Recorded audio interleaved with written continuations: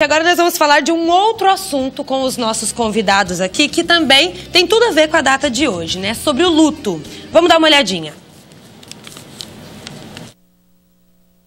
Homenagear a memória de quem partiu é uma prática presente em várias culturas, mas cada uma com características distintas. Por mais que hoje, Dia de Finados, seja dedicado ao silêncio e à oração aqui no Brasil, nem todos os povos homenageiam os mortos da mesma forma. Os mexicanos, por exemplo, transformam o Dia dos Mortos em festa, com a famosa Festa de los Muertos, pois a crença por lá é de que os mortos visitam os parentes vivos entre os dias 1º e 2 de novembro. Eles são um exemplo clássico de uma cultura que não vê a morte como nós vemos. Os orientais também são povos que têm uma visão da morte muito diferente da nossa. Chineses, japoneses, tibetanos e indianos, influenciados pela cultura budista, choram quando nasce uma criança e dão risada quando se vai um morto. Eles acreditam que a morte é renascimento. Em vez de preto, usam branco para celebrar o luto.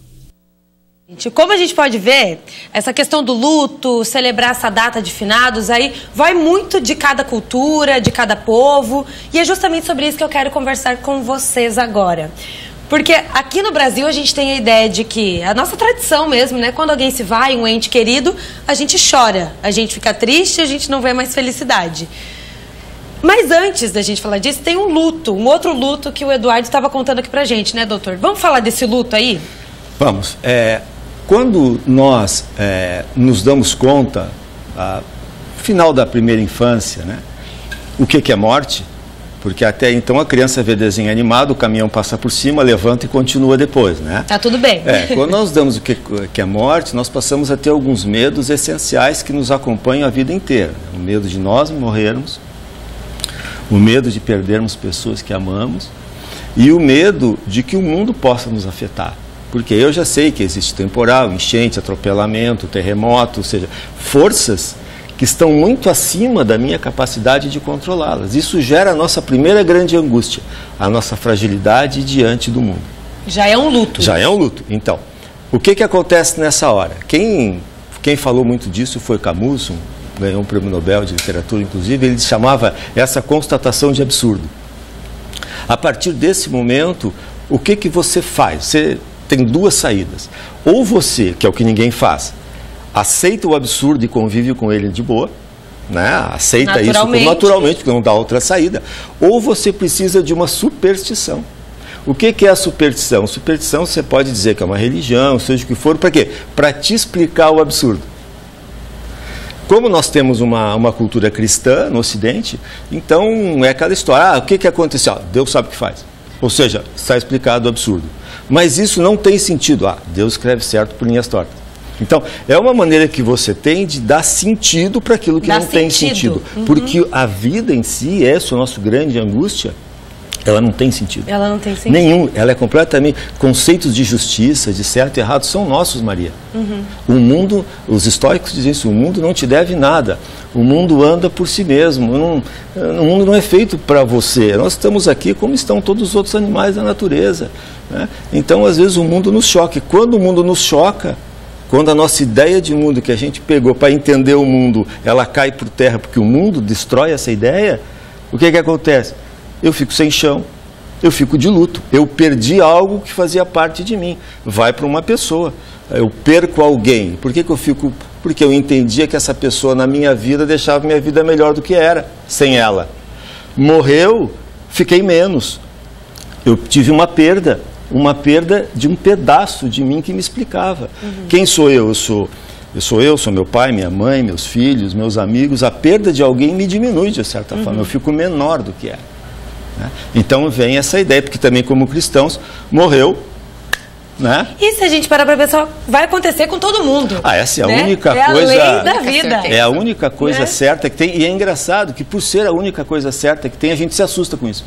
A gente se assusta. Não deveria. É a única certeza que a gente tem. É a única certeza. Exatamente. Por isso que a gente trabalha com a ideia de tornar a vida melhor enquanto a gente está aqui. Enquanto a gente está aqui. Inclusive, um dos exercícios que fazemos nos ambientes é justamente o que você gostaria de deixar de mensagem na sua lápide. Isso assusta um pouco as pessoas quando a gente faz esse exercício, porque como assusta, ninguém quer pensar nesse dia que vai partir, ninguém quer pensar no dia que alguém querido vai partir. A gente não gosta de falar de morte. Não gosta. Mas olhar para ela torna as coisas mais simples também, porque vai valorizar a vida. E quando você pensa que mensagem que você gostaria de deixar na sua lápide, vai focar na vida e se realmente a caminhada está sendo de acordo com essa mensagem. Então dá esse tempo de dizer, eu posso, se não está indo de acordo com a mensagem, o que eu posso fazer hoje, a partir de hoje, para mudar isso, para tornar a minha vida ter mais valor e para tornar a minha passagem por aqui de acordo com o que eu gostaria. Então esse é o exercício positivo que a gente traz, dessa consciência de olhar o que eu estou fazendo de acordo com o que eu deveria estar fazendo, com os meus valores. E aí a gente trabalha muito também essa questão dos valores. Em relação ao luto, nosso trabalho é muito focado de não negar que ele existe, a tristeza. Porque é isso, muita gente tem essa questão questão de... Porque não dá para simplesmente ignorar, vamos, que não tô vamos tocar a vida, vamos continuar trabalhando. E às vezes fica com aquela dor, aquele choro guardado. E isso muitos especialistas falam que é ruim, porque uma hora ou outra isso vai ser botado para fora, né? Muita gente acaba entrando em depressão, enfim, acaba passando um momento muito triste da vida, né? Passando um momento ali que a pessoa fica num buraco, porque não viveu o luto na hora que era para viver. É como se aquilo ficasse um sentimento guardado e na hora que bota para fora...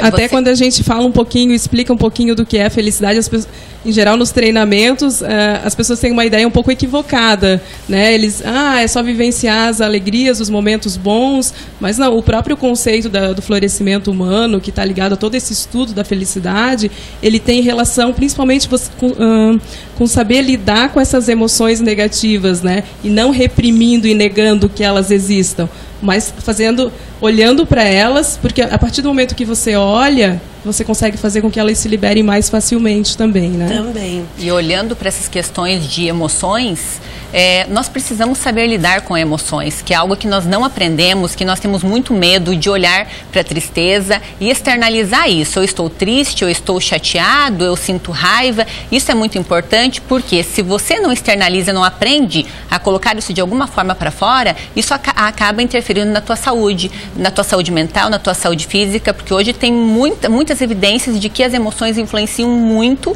na nossa saúde, na qualidade de vida. Totalmente. Desencadeando doenças, que são as doenças de somatizações mesmo, sabe?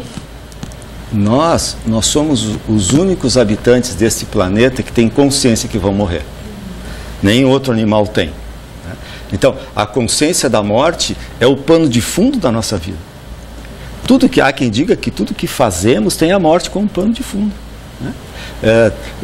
Buscamos ter recursos para enfrentá-la, vencê-la ou adiá-la, né?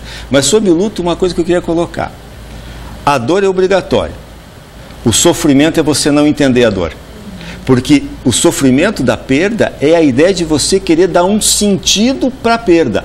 Por que fulano morreu? Uma pessoa boa e tal. É isso que faz você sofrer, é você querer entender qual é a mensagem que tem naquela morte. Não tem nenhuma. Morreu e pronto. Morreu e a gente tem que aceitar, viver com essa dor, né? O fato de você não aceitar isso como algo que não precisa ter uma explicação é que faz você sofrer. A dor é a perda, essa é normal. Mas você sofrer é o quê? É você procurar encontrar uma explicação. E sabe como é que essa explicação vai terminar quando é alguém muito próximo? Essa explicação termina quando você encontra a única solução. Você se culpa. Se eu tivesse feito isso, se em 1962 eu tivesse levado ele no cardiologista, em 2015 ele não tinha morrido. Não. Mas nada a ver. Quando você se culpa, aí você conseguiu o quê? O que a mente precisa. Resposta. O alívio. A gente não aceita o que não entende. Ai, gente, tá tão bom o nosso papo. Vamos pro intervalo rapidinho, a gente já volta para finalizar o nosso papo aqui, pode ser? Então não sai daí, a gente já volta.